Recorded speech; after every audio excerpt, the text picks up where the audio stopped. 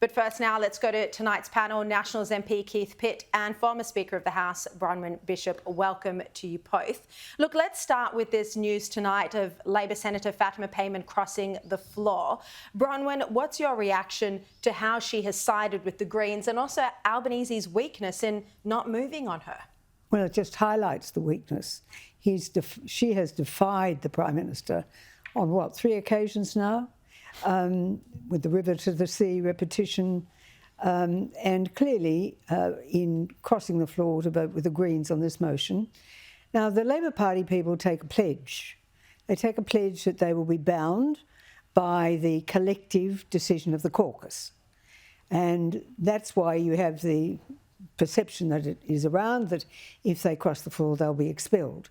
If you look at the facts, people have been suspended, subsequently lose their pre-selection, not expelled. But in this case, despite what Senator had to say today about tokenism, she is a token senator and she's treated like a token senator. And the result of that is to make the Prime Minister look even weaker, because it's all about protecting the numbers in the seats where there are large Muslim voters in Western Sydney. Well, she says she's not a token senator. She says she's not going to be one. She'll stand up for what she believes in.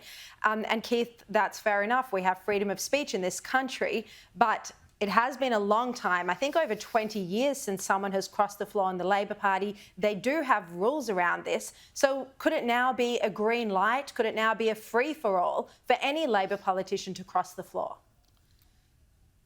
Sharri, the Labor Party don't have just rules. It is iron-bound. They do not allow their people to make their own decisions. In fact, even when they have a ballot, they have their union overlord standing next to them to make sure that the vote goes in the correct way.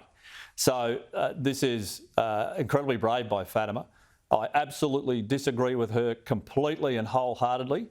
But on my side of politics, Sharri, obedience is not a learned skill. I mean, we welcome people having views. Of course, we want to see unity. If you remember the ministry, it's a requirement under the Westminster system that you will support the decision, but you get your say around the big table, particularly if you're in cabinet. But I think this is a real problem for Anthony Albanese. If he has lost control of what is union-managed and union-run members of Parliament, then that says everything about this Prime Minister's leadership. And Bronwyn is exactly right. It demonstrates even further weakness. And let's see what happens in the next few days. But I think Fatima will find herself on the outside of the Labor Party very, very quickly. Yeah, all right.